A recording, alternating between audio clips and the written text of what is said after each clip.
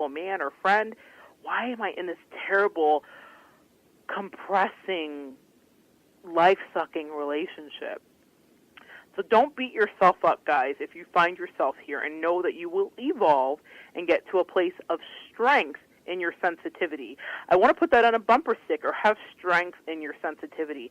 I was super weak for a long time. Like, these are my confessions. I was super weak, and I super took a lot of junk from a lot of people, and I didn't stand up for myself, and I didn't set boundaries. And even today, even over the last few weeks, I found myself in positions where I thought, I should have set a better boundary. But you know what I am grateful for in that moment is I realized that even occurs to me. That never occurred to me. Empaths often are divorced from their body because of whatever trauma they may have experienced, so they don't connect with their feelings in the moment. I remember telling friends situations or scenarios that had happened, like with that crazy boss who said women don't ask for raises. And I didn't get mad about it for like a month, while the girlfriend that I told was immediately fuming mad about it. She connected because she was connected with her body and her spirit at that moment. She was like, that is absolutely insane. It is wrong. And she read me the riot act and explained it to me. But it wasn't until a month later that I felt this slowly creeping thing. Oh, that was really an abuse of power. That was weird. That was this and that. And so empaths, I want you to understand that you will reconnect. I certainly have begun to reconnect. But sometimes you are divorced from your feelings in the immediate moment, where anybody else would say, red flag, run. Or when people heard the cult show, they said, girl, I would have left at the first thing you said. I was very divorced from my emotions because I was taught, and I learned as an empath, that boundaries don't matter as long as you're helping people. And yeah, people do weird things, and I was super tolerant and super willing to allow a lot of things. Not anymore. So that's an important thing to remember, too. So I got to experience the idea of boundaries, and I learned about myself, and I learned to be strong from my place of sensitivity.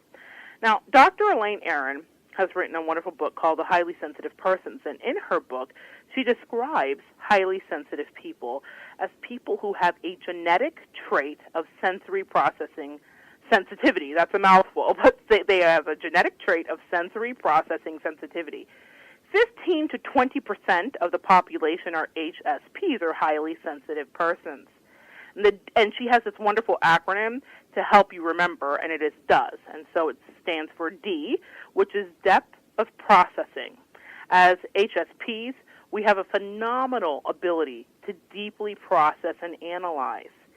The O stands for overstimulation, because we get quickly overwhelmed by the world around us. Now, I definitely can relate, and I want to say this. In my life, the most productive I have ever been thus far has been in this moment, where I have been able to build a thriving clientele via word of mouth, as well as having the opportunity to independently contract for the work that I do. And my point is that having removed myself from the world at large makes me much better at my job. It makes me a much better Monette, period, because I'm able to feel my feelings without being encumbered by the onslaught of the energy around me. Now, recently, I was just out in the world. Like I said, I was traveling, and I spent time, and I was at a graduation for this beautiful young woman who's 23, just turned 24, I think, and she's a doctor, and I'm just so impressed. I want to be her when I grow up.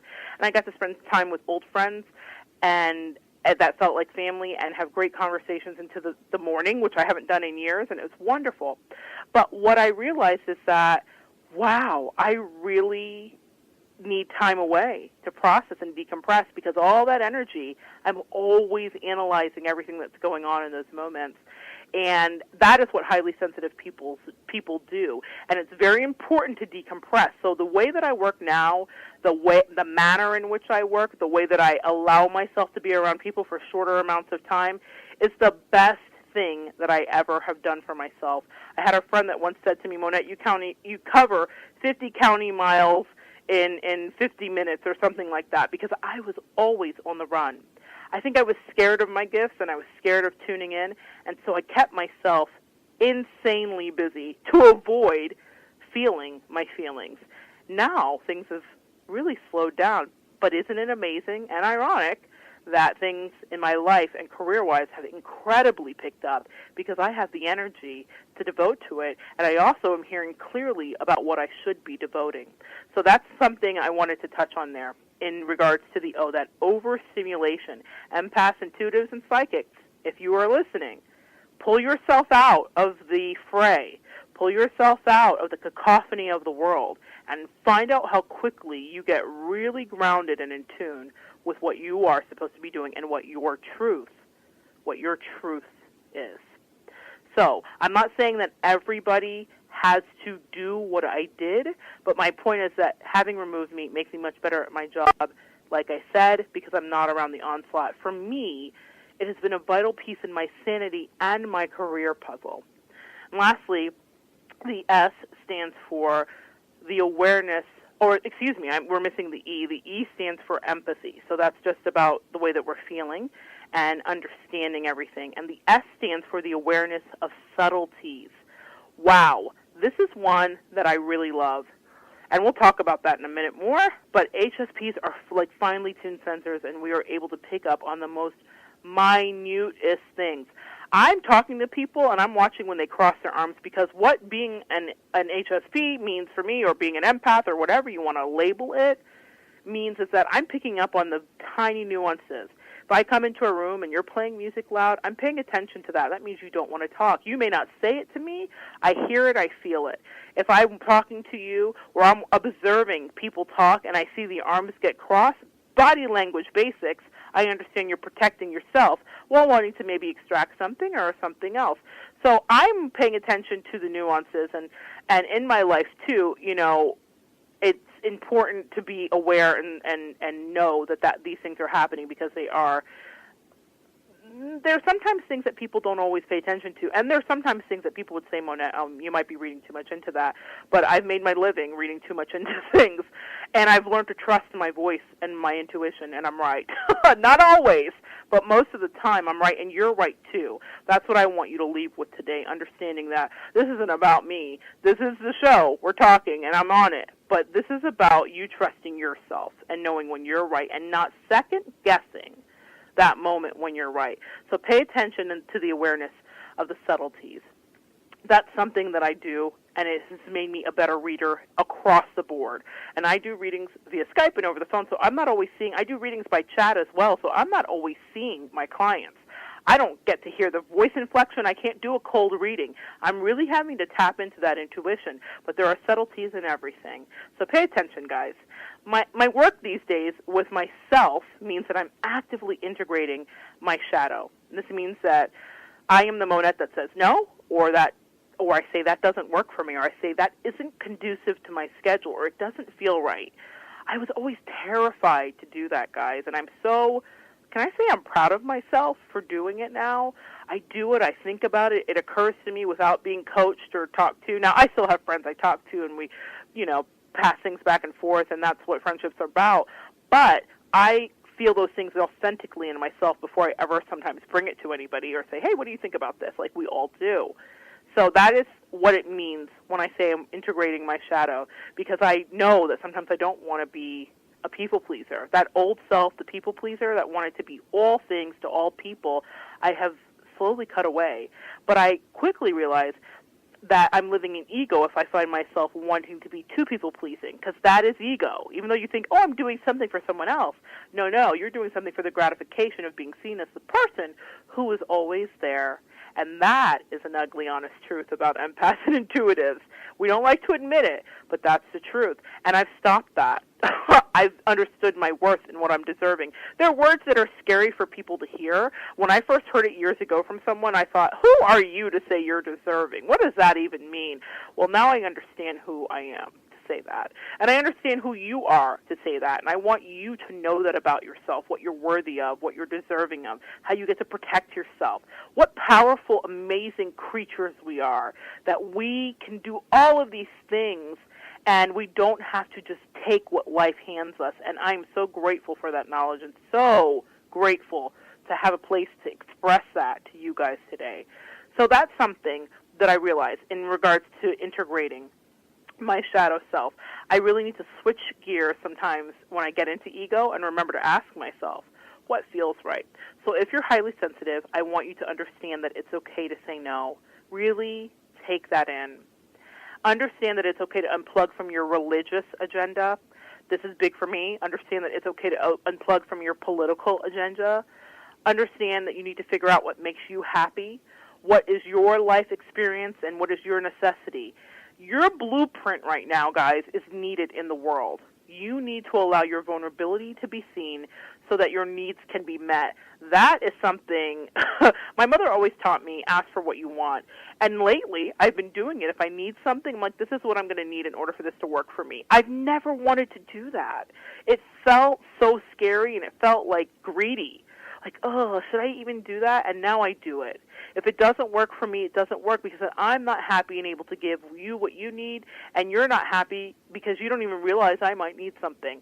Be vulnerable, guys. Do not be afraid to ask for what you need, okay? So, empaths, I want you to say this. Stop being so nice. Say it to yourself. I'm saying it to you. I say it to myself every morning. It's on my vision board. It's okay to say no. Be honest about your true feelings and the energy of righteous anger that does move through you sometimes, and let that anger move you into the direction of where you want to be. Again, integrating your shadow side. You don't have to be afraid of it. This is the work of the alchemist. This is the work of the healer. We are often going to places and into people, and we bring light, and we're transmuting light and darkness. But as with anything in life, there is much needed balance. In the beginning of my life, fresh from wherever I came from, I had an understanding and I knew my powers, but I quickly forgot, as we all do. And along my journey, I began to notice patterns in behavior, and then in turn began to teach other highly sensitive clients how to spot narcissists and sociopaths like we talked about. Now, and especially in their own lives. Now, I'm going to do a quick checklist because I'm a fan of a checklist. I'm such a list writer. I don't even know when that happened in my life, but it has happened, so that you can become aware and you can extract yourself from any toxic exchanges. I'm going to do some balance here. We have a few minutes left in the show, so I don't just want to talk about the negative. I'm going to try to outweigh it with some positive things. And I'm going to do a quick rundown of the sociopaths so you can understand that, okay? Sociopaths are usually charming, okay? They have high charisma and tend to attract people. Remember, we talked about attraction because people want to be around them. They seem to have a glow about them. And this attracts people who typically seek guidance or direction. They often appear to be sexy or have a strong sexual attraction about them. Now, not all sexy people are sociopaths, guys, so calm down. But watch out for the over-the-top sexual appetites and weird fetishes. They do a thing called love bombing. If you're sexually involved with a sociopath, now I've just been friends with some of them. I wouldn't call it friends, but whatever. We've had friendships. I wouldn't say that I've had any lovers as sociopaths, but I've definitely had friendships as sociopaths or narcissists.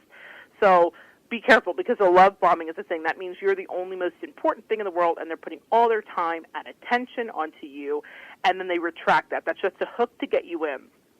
2, sociopaths are more spontaneous and intense than other people. They tend to do bizarre things, erratic things that other people wouldn't do, or regular people, quote-unquote, wouldn't do.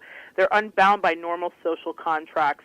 One friend I had that was a sociopath, or again, I'm struggling with the word friend, but one of my teachers, let's call her that was a sociopath. I remember we first met, and she was so exciting and so interesting and charismatic to me, and we were going into a store, and she walked in with her socks on. Now, to anybody else, they would say, she's crazy, and they would run the other way and be like, Monette, duh. But she was very attractive, and she looked very well kept, but she was just like, I don't want to wear socks. And then I noticed that pattern in her life for the rest of the time that we were involved, is that she broke all the rules. She never followed any at work. She never did anything normal, ever. It was always extreme. She was always fighting. She was always defending. So that's something to notice with the sociopath. Sociopaths are incapable of feeling shame, guilt, or remorse. They also invent outrageous lies about their experiences. Watch out for that. They seek to dominate others and win at all costs. one of my experiences with that sociopath was that she was incredibly cutthroat. We would call it 9/11, meaning she would just go for your jugular, and she would absolutely like do the worst thing that you could imagine, and it wouldn't be called for. It was very much like